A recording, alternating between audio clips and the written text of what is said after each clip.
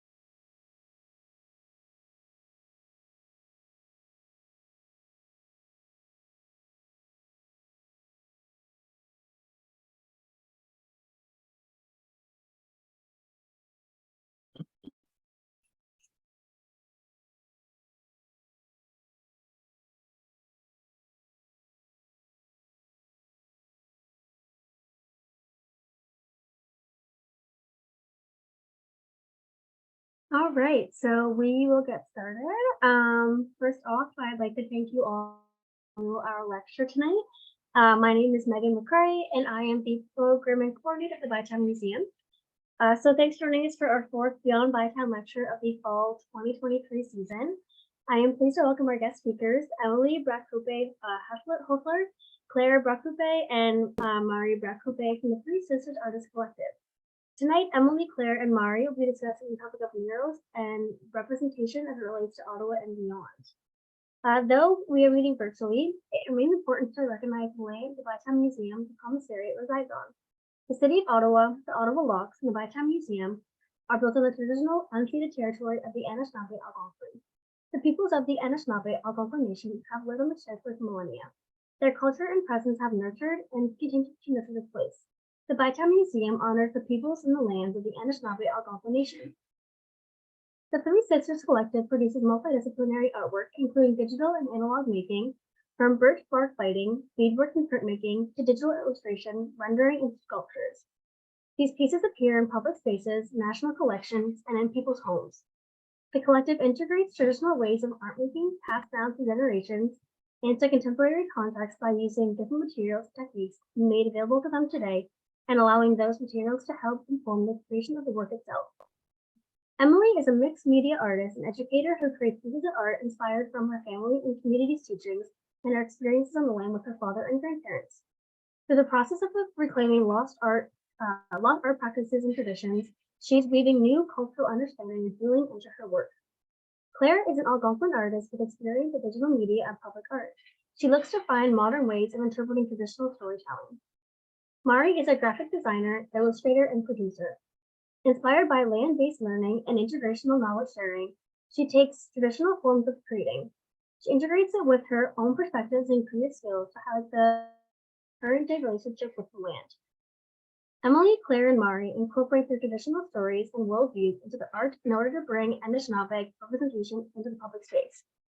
The overall goal of their collective artist practice through the work which they have collaborated on is to bring Indigenous design and knowledge into the public realm where it can be seen, shared, engaged with, elicit questions, and facilitate understanding, connection, and inclusion while centering their Indigenous kin, past, present, and future. In May of this year, the Bytown Museum launched a major renewal project featuring remarkable additions to a permanent gallery exhibition. This included a large two-part wall mural by the Three Sisters themselves and newly translated trilingual narrative panels in English, French, and Anishinaabe Moan. The museum was privileged to have Chief Bill and White Duck of Kitigan, Zibi, Anishinabeg, and musician Kevin Lamar of the Algonquin of Pikwakanagan First Nation to join us in welcoming elders, community members, artists, and their families to the museum to celebrate these incredible achievements together. The Bytown Museum received the Ontario Museum Association Award of Excellence in Special Projects for this renewal project. This recognition highlights the museum's commitment to fostering diversity, inclusivity, and accessibility in our exhibitions and narrative approach as we continue to strengthen community ties. This work would not have been possible without the wonderful contributions of the Free Citizen Artists Collective. So today's lecture will begin with a presentation for our speakers, and then we'll dive into a Q&A period. If you're watching on the Facebook live stream and have questions for our speakers, please feel free to leave a comment. We will also be moderating the Q&A chat.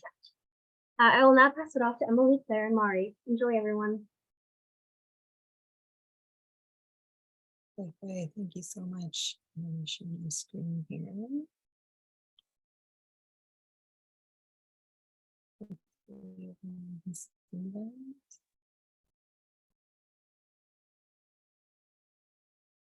So I think you just heard a lot about who we are, but we'll do a quick round table.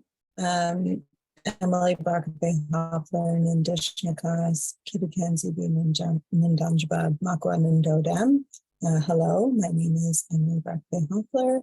I'm a member of Kitigan, Zibi, Anishinabeg, and I'm from the Bear Clan.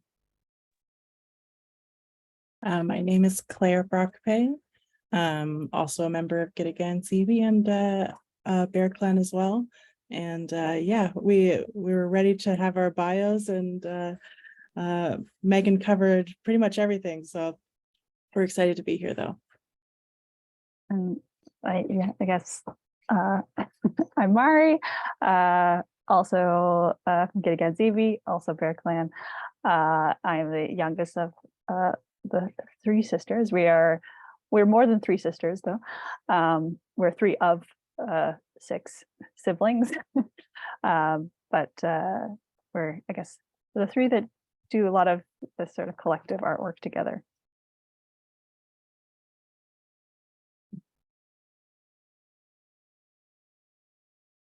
We're going to do about murals and ribbon. And I think if you've seen our work over at the Bytown Museum, you'll notice that we use vivid colors and lots of symbolism and imagery to convey stories, connections to the land, and sort of the spirit of, I think, our family and our connections with community. I think historically, and probably still in some cases, Indigenous art was and continues to be marginalized. It wasn't sort of considered high art, and wasn't really a part of sort of the artistic narratives. It was frequently referred to more as a craft, or perhaps even dismissed entirely. But I think we've seen a huge increase of Indigenous art in public spaces. And I think that's bringing forward more inclusion in spaces like the Bytown Museum and other institutions. And there's been a growing awareness of the importance of Indigenous art, and the symbolism imagery that you see conveys unique details about different communities and the sort of cultural richness and diversity amongst different nations. And I think it also promotes inclusion in public spaces and can be a part of rectifying historical injustices and recognizing diverse cultural expressions and reconciliation. So we talk a lot about why we paint murals. I think personally, we were brought up around a lot of art. Our dad's an artist, and we were encouraged to express ourselves through art. And we talk a lot about the importance of representation and seeing yourself or your identity depicted in media, but we've also found it's impactful for us to see Indigenous art, or more specifically Algonquin art, depicted in places around Ottawa, around Algonquin territory. So we paint murals to tell family stories or share cultural knowledge to everyone who comes across it. And we hope that by seeing our artwork around Ottawa, that Indigenous people feel a sense of belonging, and that non-Indigenous people develop a stronger sense of understanding or knowledge of the imagery and the stories behind the art.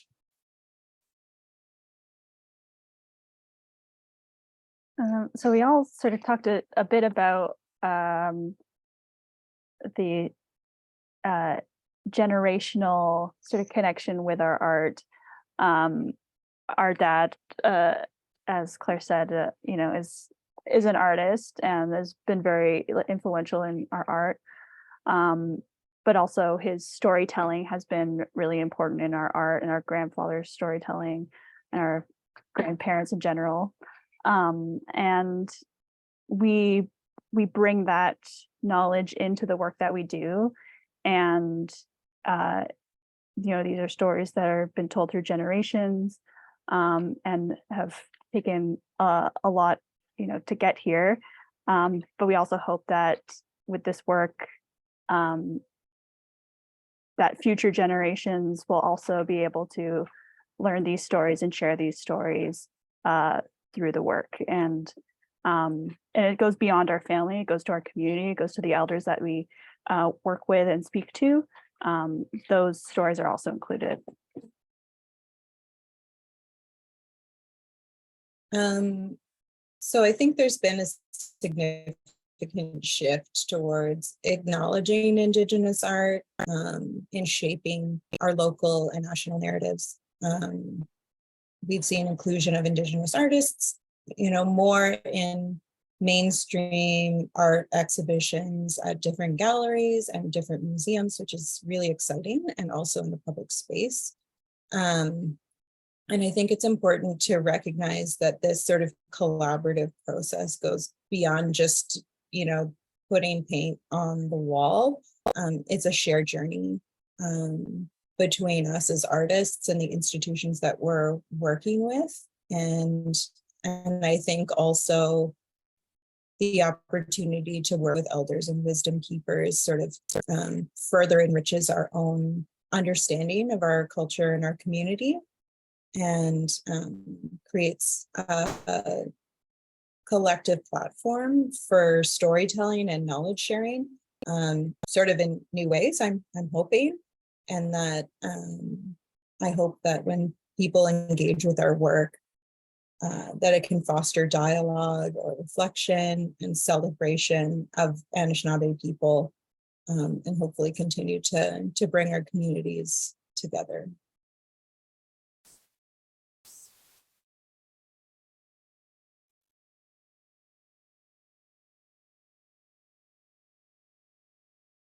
I'm on mute. I feel like Emily mentioned there's been sort of a big shift in the last 5-10 years of Indigenous art being in public spaces, and Indigenous language being included in parts of everyday life. But 5 to 10 years is a short time in our country's history, or in the history of North America. So there's still a lot of work to be done, but projects like the renewal project at the Bytown Museum, with the mural and with the signage in Anishinaabe are a step in the right direction, and people coming to see the art and promoting Indigenous art, you know, creates an inclusive environment for everyone.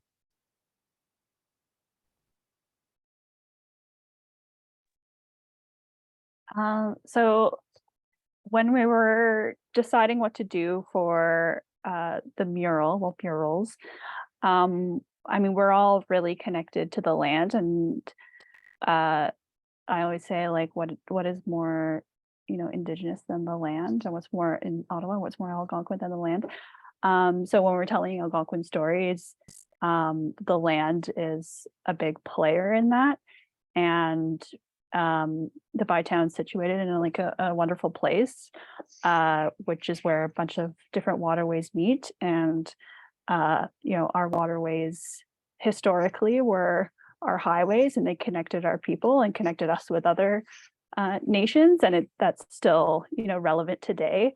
So we really wanted to highlight those symbols of the water and the land and the plants as a way of talking about Algonquin people and culture. And that sort of goes from the sea to the land to the sky. And so we have our sort of star stories on the sort of second level of the mural.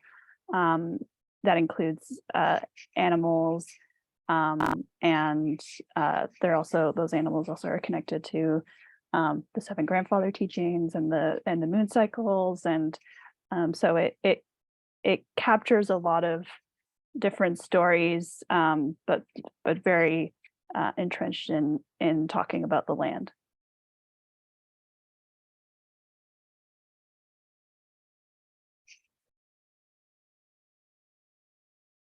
So I think we've kind of touched on it a little bit, the importance of reconciliation. And I think projects like these foster deeper understanding between Indigenous and non-Indigenous peoples. And I think art is able to break down barriers where perhaps language is a challenge.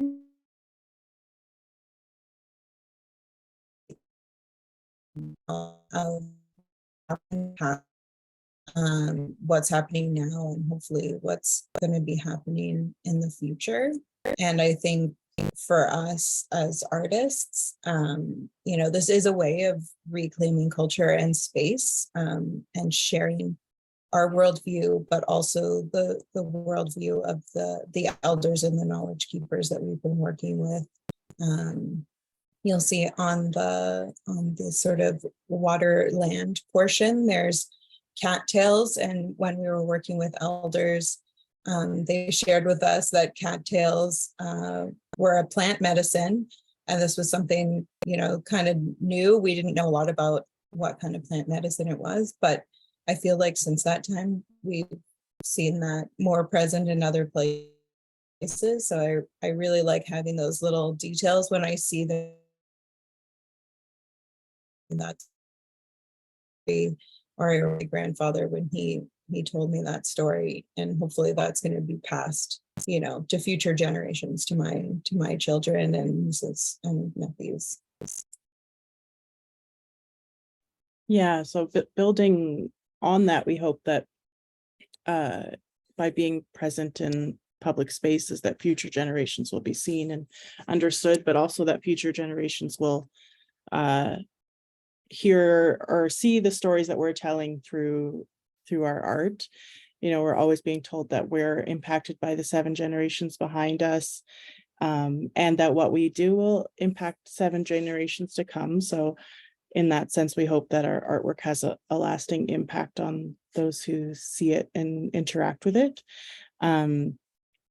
Indigenous art creates a space for dialogue. It invites people to engage with and reflect upon the shared history of colonialization and its ongoing impact. And I think with all of our murals, we hope that people, if they don't know the stories that we've put into it, that they can interpret it in their own way. They may know stories that they, interpret through our art as well. And I think by being sort of interactive in that way, it's also sort of a piece that fosters storytelling.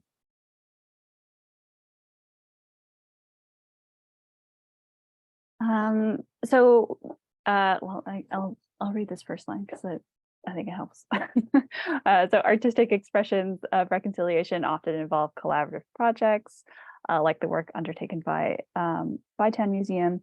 And I think those connections between Indigenous and non-Indigenous peoples, especially people that work in institutions or places where maybe Indigenous people haven't had a voice historically, it's really important to think about what kind of power we hold in the places that we work and the places that we live and how we are using that power to better our community. And part of bettering our community is through reconciliation, and projects like these help elevate Indigenous voices, help acknowledge the territory that we're on beyond just, saying it, actually building relationships between institutions and the host nation or other communities that we live with and that we serve is really important to this to reconciliation and just general well-being within our communities. And I think promoting art like this and promoting language learning, especially with the sort of captioning in at the Bytown, is something that can be really transformational.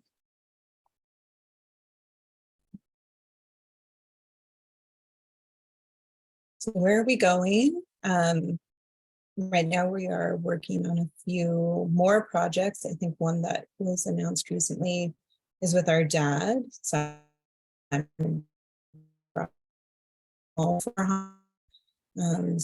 we're really excited to be continuing to work in the public space, but we do also provide education opportunities or talks like this. And we're also present at various art shows.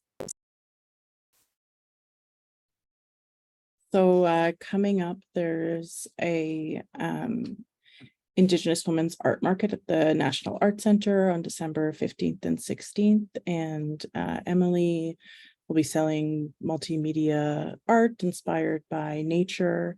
And Mairi and I have a project together called Minnow Goods that sells stationery, cards and prints and things like that. And Mairi and I will also be at the Toronto Stationery Show, which is a virtual show, and you can look it up, Toronto Stationery Show on Instagram, to learn all about that. Those are our most recent upcoming events.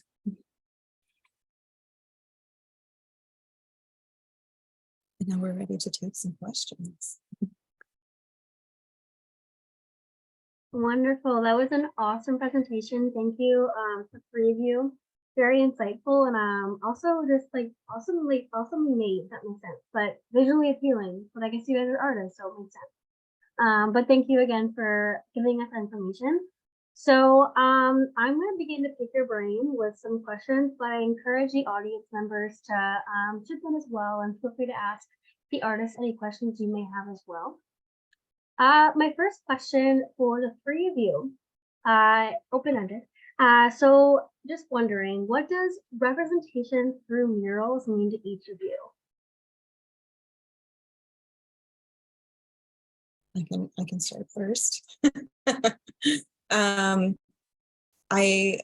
think mural representation is sort of an exciting opportunity to share stories, and I think it has been amazing to have the opportunity to speak with community members and elders and wisdom keepers and our dad and our family to really inform the work, and sort of it's a learning opportunity for me every time I do it, because we're learning about different plants, or we're learning about different animals or different stories. I think for me, prior to working on murals together, a lot of the art we did was, by ourselves or very small. We hadn't done, these large scale things before. And it's been an interesting process, and murals really transform a space that you're in. Seeing the before and after photos of the Bytown, even though we were there through the whole process, is quite interesting to see, because it really brightens up the space. And I think for people who come into the museum, immediately gets them starting to think of things that it was just a blank wall there before, so that wasn't an aspect of the experience. So I think for me, representation, seeing yourself, for Algonquin people, seeing yourself in such a institution, is quite exciting. And I guess for me, I mean, all of those things also. I think murals are a really interesting art form, because they're sort of different than like a painting on a wall, although it is painting on a wall. It is like integrated into spaces, like with it being at the Bytown, sort of indoors, but there's also like outdoor murals and stuff, and it really sort of changes how you see the environment, or it kind of catches you off guard. And scale is also something that is really great about murals. They're usually very big, and I just like how they, as Claire said, like can really transform a space. Yeah, I think being able to see, for like Algonquin folks to be able to see something that represents them in spaces, especially when you're on Algonquin territory, because there's a lot of stuff that isn't particularly Algonquin on this territory. To be able to see that, I think is really important.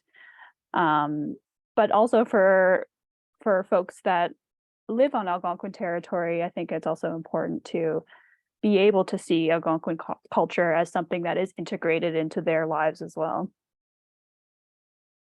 That's wonderful insight.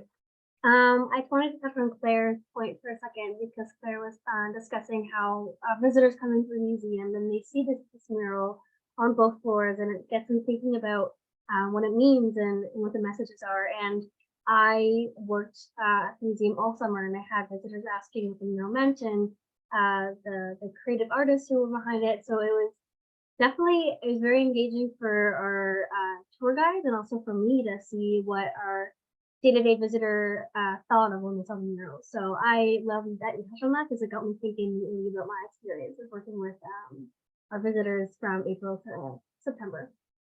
But thank you to all three of you. Those were amazing input.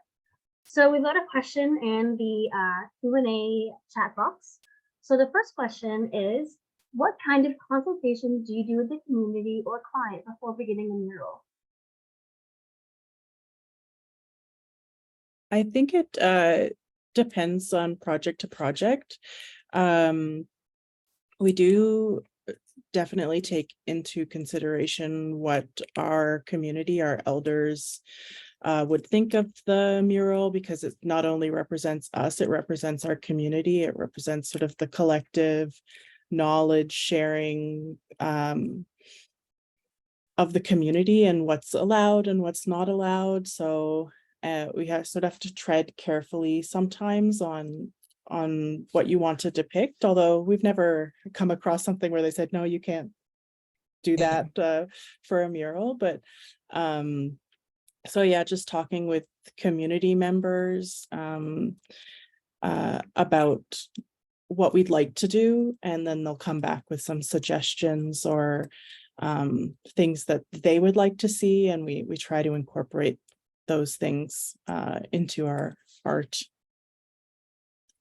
That's amazing. This is a question for all three of you. Do you each take on different roles in the creation process? So does someone do the designing? Does someone do the actual execution?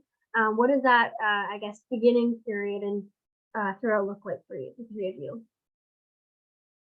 I think well, again, it kind of changes from project to project. I mean, we all have different artistic backgrounds. As Claire said, she's done a lot of film, she does a lot of like digital stuff. I do a lot of sort of digital illustration, and I guess sort of like classic illustration, and Emma has like a classic arts background, does a lot of painting. So we all bring sort of different things to the creative process.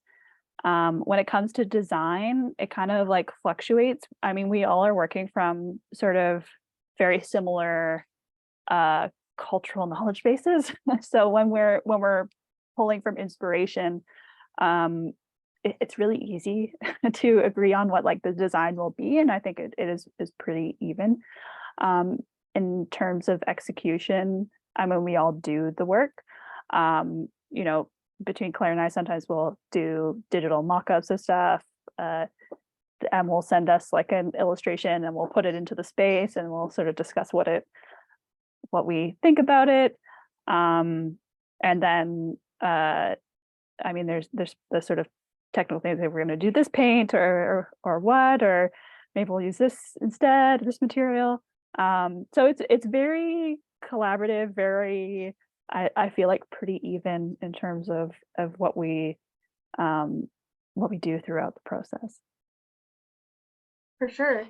Talking about like the beginning stage of like even what paint to use, that I never would have considered that like question being brought up. So I think that Yeah, provides insight, yeah, for our viewers. yeah, because like an indoor space needs a different type of paint than an outdoor space, and sometimes we work with spray paint and sometimes we don't, and it really sort of depends on the project. But yeah, we're good at coming to a consensus without too much difficulty. That's awesome. That's easy then. Okay, so David is also asking, where are some of the locations around Ottawa and Gatineau where we can see your work besides the Bytown Museum? Sure. I can bring, sorry, I'm gonna share my screen again. Because we can we show it through the presentation.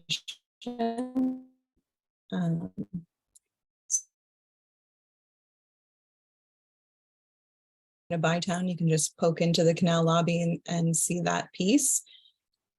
Mairi, I don't know if you want to talk about yours that's there. Oh, yeah, I have a fairly large, it's a 20 by 30 feet piece on the side of the Ottawa Art Gallery, which is a digitization of a birch bark biting. The actual birch bark biting is in the Ottawa Art Gallery as well. That's very neat. Claire, if I'm correct, I think the image behind you, is that also a piece that you have all collaborated on? Yeah. Yeah, I thought so. Yeah, so it's up on the screen as well. Yeah, this is a piece at Government of Canada co-working spot in Gatineau. So unfortunately, it's not super public, but if you happen to be a federal government employee and book a co-working spot at the Gatineau co-working space, you can see this piece, which is a birch bark basket design, which is a design we've used in a couple different spaces, not the specific design, but the basket shape. So yeah, that's a piece that we have in Gatineau. Another piece we have that's in the background of this is in the, I can't remember exactly their name, but it's the sort of Indigenous Student Center at the University of Ottawa, on the 3rd floor of their center there. And that's open to all University of Ottawa students, I believe, and sometimes they have events there. One of our other slides shows, I think one of the first things we worked on together. Oh, that's yeah, here. It's in Vanier at Assumption School, and they're 4x4 foot aluminum discs, which depict the 7 grandfather teachings, and they're mounted on the wall outside of the school. You can see it from the road there in Vanier. And then the other piece that's in there in the photo with our dad is at Pimisi Station. And Emily was a mentee on that project. Our dad was the lead on that project. It's 150 canoe paddles painted by 150 artists, Algonquin artists from the age of 3 to 90. And our 3 paddles are in a row. As soon as you go down the escalators, they're there. Oh, that's amazing. I need to go see this installation and look at the pictures. It's beautiful. But thank you for that. I think that gives our viewers a good idea of where to head to see more of your work along the Bytown Museum. Of course, I have to plug the museum. But thank you for the insight on your other artwork. I know I'm gonna go take a look around the city soon, so looking forward to seeing what's around. So a question I have for you, for each of you. So how can murals be used to tell the stories and experiences of communities and cultures? I know we kind of discussed this in your lecture, but museums most often portray a very specific voice, and sometimes voices are left out. So how do murals, shed the light on voices who are often not seen in traditional history and traditional museums?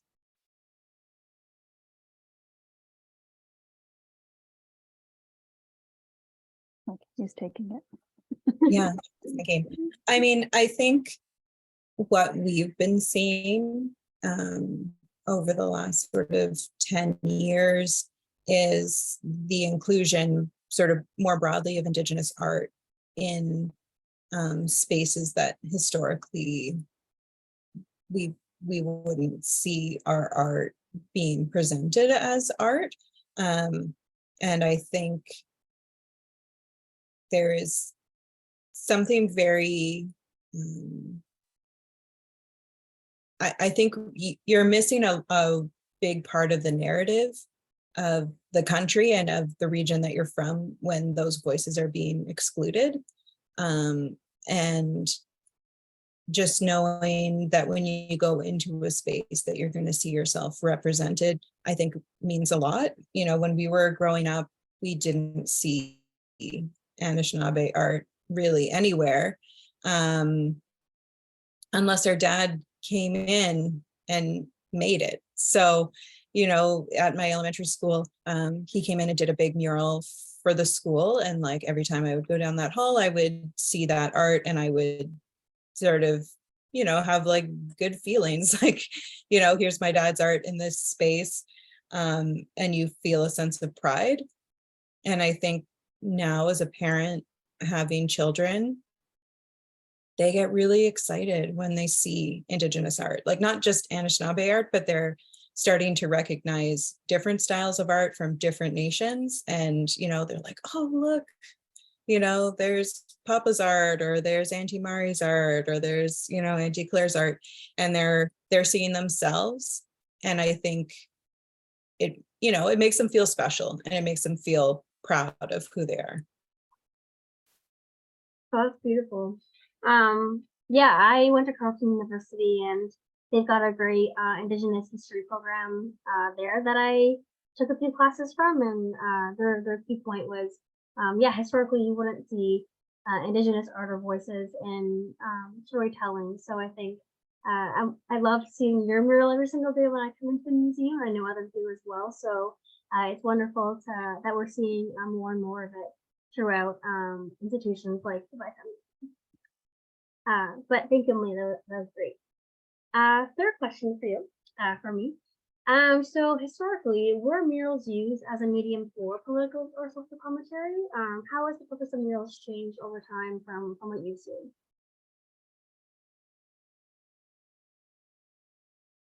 I guess I'll take a bit of that question. I mean, we were talking about, I guess, like, for lack of a better term, like Indigenous public art.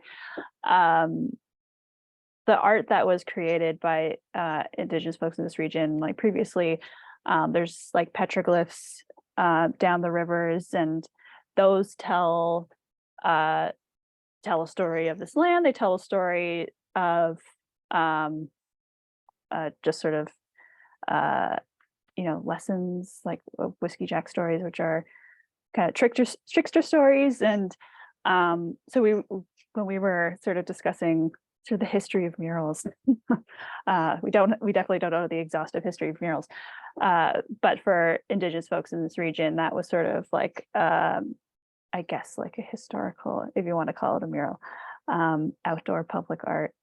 And yeah, it was sort of just talking about who we are, what's going on around the area, and lessons to be learned. And I think we're still kind of doing that with our art. It's still about who we are, about the land, and what lessons can be learned. And I think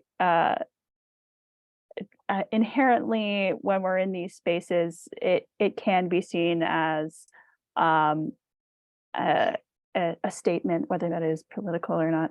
And most street art, I guess, can also be seen as personal statements. They're provocative a lot of the time. They're trying to elicit a response from people, and I think the response that we're trying to elicit is a reflection about the territory that you're on, and hopefully it moves people potentially to action around Indigenous causes. And I know there are other examples of that. Like even today, I was walking, again, it's not totally a mural, but I was walking down the canal, and someone had written a bunch of stuff with chalk on the sidewalk, or on the path along the canal. And there was something about like, do what you can with what you can right now. And there was like, and they were talking also about clean water and First Nations, and it kind of caught me off guard. And I guess that was the point. And it was kind of nice to see that people were talking about the issue of there being a lack of clean water in a lot of First Nations communities. And I think public art and murals have that ability to provoke people and elicit a response, because it is sort of situated in spaces where you're sort of living your day-to-day life, or not necessarily intending to interact with it. Yeah, for sure. I think when you discuss like seeing the chalk on the sidewalk, we had our first film I had lecture of the fall season was with Emma Kent, and she was looking at street art and the history of that forum. And one takeaway, I got many takeaways, but one big takeaway I got from that lecture was how accessible it is to people, because as you said, you're living your day-to-day lives and you come across, whether it's chalk, or I'm seeing a lot of stickers around the city, stickers with various messages on them, and anyone can see that. It doesn't matter if you are from the city or not. If you're in the city, you'll see it. So I think like discussing that just makes me think of how easy to access the murals, and how those messages can be open to anybody. So thank you, Mairi. That was great. I have one last question for the three of you. Oh wait, actually we have one question from an attendee. And they are asking what other murals and public art can be found in and around Ottawa. So I guess, have you three seen any murals that stand out to you, besides your own, of course, that are around the city that you can kind of take note of? I think one that like immediately came to my mind when I saw that is there's a big bench called Mons, which means moose, and it is near the pedestrian bridge that goes from, I don't know if it's like Old Ottawa South, near Immaculata High School, and it crosses over, and just on the other side there in the glebe there's a big bench, and it looks like a moose antler, and that is created by Claude Latour, and it's a really cool bench. So if you're in that area, you should go and check it out. One of the first things that came to my mind is that giant vibrant mural in the Byward Market on George Street that's from an Inuit artist. Yeah, I think is a really cool mural.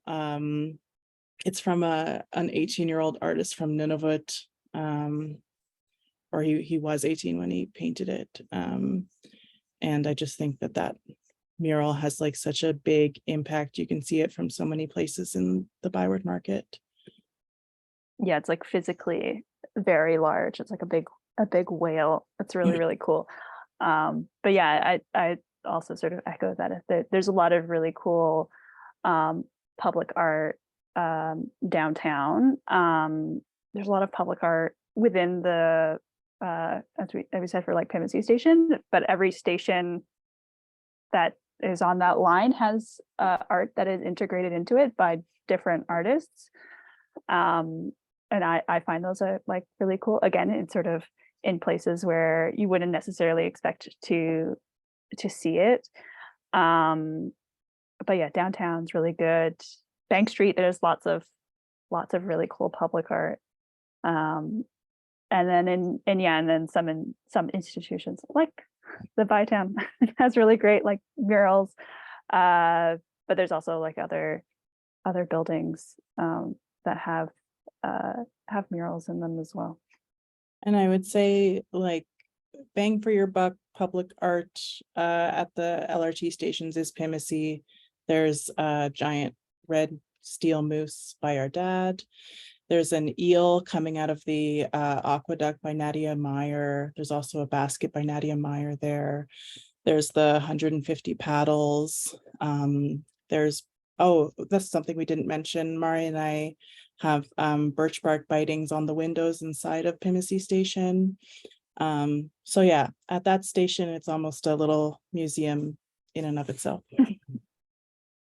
That's awesome. That's like those are all great answers.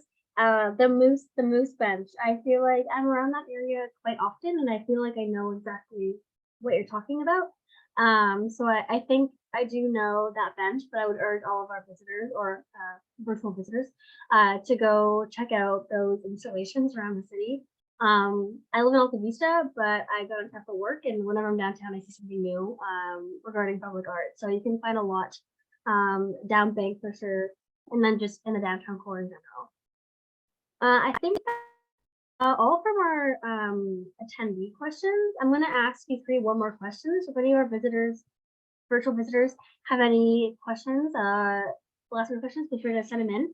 But my last question for the three of you would be, what is your favorite piece of art that you have installed thus far in your artist careers? So maybe like a bit of a tricky question, but just curious. That is a tricky question because I feel like a connection to the different pieces,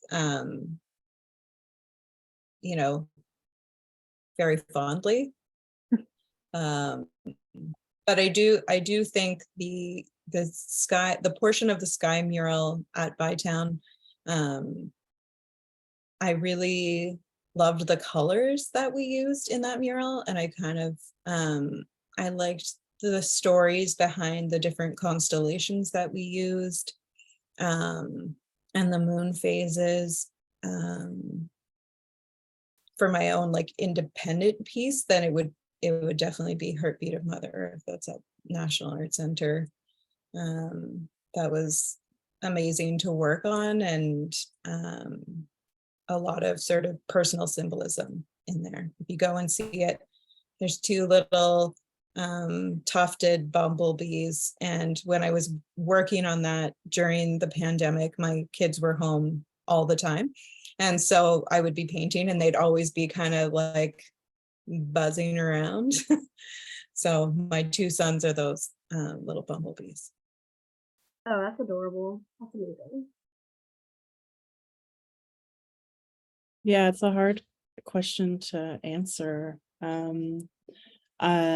I also really love the sky portion of the mural at the Bytown. This wasn't a question earlier, and I don't think I answered it, but it was also a consultation with the institutions that we work with as well, not just community members. And with the Bytown, we were kind of given free rein to like go for it. So we had sort of sketches and things, but sometimes we have like a fully formed idea. Like the mural behind me was a fully formed idea. Like our digital illustration looks almost identical to what we produced, whereas the Bytown one sort of evolved over as we painted it, which is an interesting process. So I really love that section and the colors, and I just think it's a really cool piece. And I really like all the sort of series of basket murals that we're doing, because I think the shape of the birch bark basket is kind of fun to play with. For sure. That's awesome. Yeah, I'm also gonna echo a bit about the sky. I had my favorite part of the Bytown mural is the like subtle transition from the bottom mural to the upper one. It's like above the bathroom. when you go in, there's like it transitions into the color that is on the sort of upper mural, and there's just like a few stars that transition from the like water and land bit to the sky bit. And when we were painting that, I just got like such satisfaction, like, yes, this was this was the right decision. So I really like that. That's my favorite part of the Bytown mural. I agree with like every piece that I do, I think has there's something special, and I hold something sort of close to my heart about each of them. And maybe it's like usually just the last thing I've done I'm the most excited about. But like my most recent piece is actually in Toronto, on Queen West, and it's about 100-foot sidewalk mural. And it was a long time coming. So when it finally got finished, I was really excited about it. And I worked on it with Claire helps me paint it. I designed it, and a friend of mine helped me. Oh yeah, there it is. Oh, wow. And one of my friends from university helped me painted it, and it took us 10 hours in one day to paint it. And my friend, when she finished, she was like, I didn't know this was on my bucket list to do some public art in Toronto, but it is, and I've achieved it. And I was like, yeah, me too. Like, I didn't really think about it because, again, I went to university in Toronto, and there's lots of public art in Toronto, and to sort of be a part of that, I guess, public art narrative in Toronto is also pretty cool. And just the sheer length of that piece. Again, like I used to work in most of my art working with everybody here was like quite small, and now my art is very large. But maybe that is also a representation of my general growth as an artist. I'm more willing to be a bit louder and bigger about my pieces. When I saw a question where on Queen West, it's Queen and Soho, I think, sort of close to Spadina. I'm from Toronto, and I can picture. I saw the Aritzia, and I was like, "Oh, I've been there numerous times." So Yeah, I can definitely picture where that is. Yeah, it's sort of like, yeah, it's near the Aritzia, because that's like or the Mech, like it's, yeah, kind of yeah, east of Spadina on Queen West.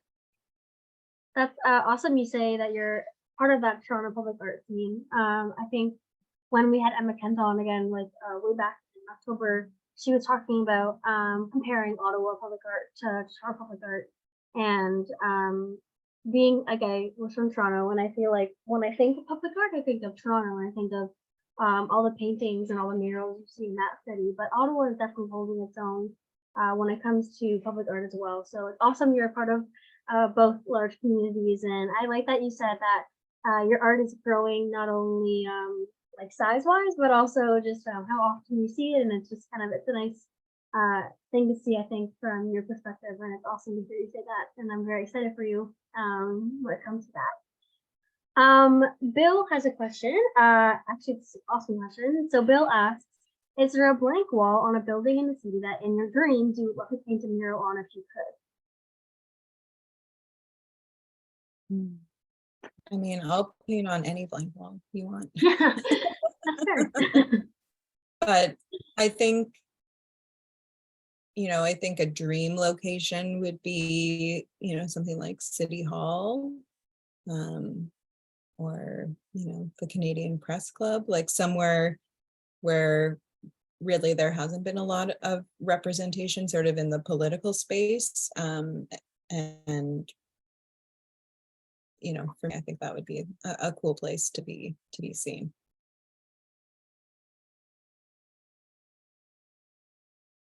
A hard question to answer. I was trying to picture all the blank walls I know in Ottawa. I mean, I feel like almost any blank wall should have art on it. I think cities that like are just full of public art are so vibrant. And yeah, next time I go downtown, I'm gonna be looking scouting out spots. But and also having done that sidewalk mural with Mairi, it was quite a different experience, not being vertical, but being horizontal. But I think there's lots of sort of walkways and paths that that could be enriched by paint as well. For sure. Yeah, I feel the same. There is a really big brick wall on the way to downtown. I can't remember which street it was, but I remember noting how large it was and how blank it was, and I was like, I was really surprised there hadn't been a mural put up there yet. But yeah, I agree with Claire. Like doing the sidewalk mural was, I really enjoyed it. And I mean, a lot of people spend a lot of their time looking down at their feet when they're walking around, and to put something like beautiful on the ground, I think is something that's just kind of fun. So yeah, I would kind of say the same. Yeah, maybe like some more ground sidewalk murals somewhere downtown or near the water. Near the water for sure. Yeah, that's all great answers. I love that. You're kind of thinking about where else you could see your artwork. Robin is also asking, when did you do the sidewalk mural on Queen? We did it, I did it at the end of June. Yeah, so it's Okay. It's pretty recent. Yeah. That's definitely fairly new. Awesome. Okay, I think that seems to be all of our questions from our attendees. So I think we'll And just one thing before we end. go. Yeah. Yeah, I just I noticed a question about the walking tours. Little plug, you can download the Engage Art app in the App Store, Google Play. We worked with XR Studios to create actually a walking tour of some of the pieces of art we have in downtown Ottawa. And then the other one for walking tours would be Indigenous walks. They do walking tours through downtown Ottawa. I don't know if it's specific to art, but it's specific to sort of monuments and stuff that's in the downtown part. That's awesome. I'm actually noting that down so I know for my own records. I also was jotting down, you were mentioning the Indigenous Women's Art Market in December, and I would love to attend that, so I also marked that down. But great material all around during this lecture. So I'd like to thank the three of you for attending and working with me to create this insightful and visually attractive presentation. It wouldn't have been what it was without three of you. And of course, Bytown is close with you, and we always love working with the three of you. So thank you again for working with us on yet another project. I hope you three had a wonderful night, and I'd like to thank all of our attendees for coming as well. We also have our final lecture of the Fall Beyond Bytown series on the 30th with Sachiko Okuda, and she will be discussing the history of Ottawa's Japanese community. So I'd urge you all to attend this time in 2 weeks. But in the meanwhile, have a fantastic night, everyone, and thank you again for coming. Thank you so much. Thanks. Thank you.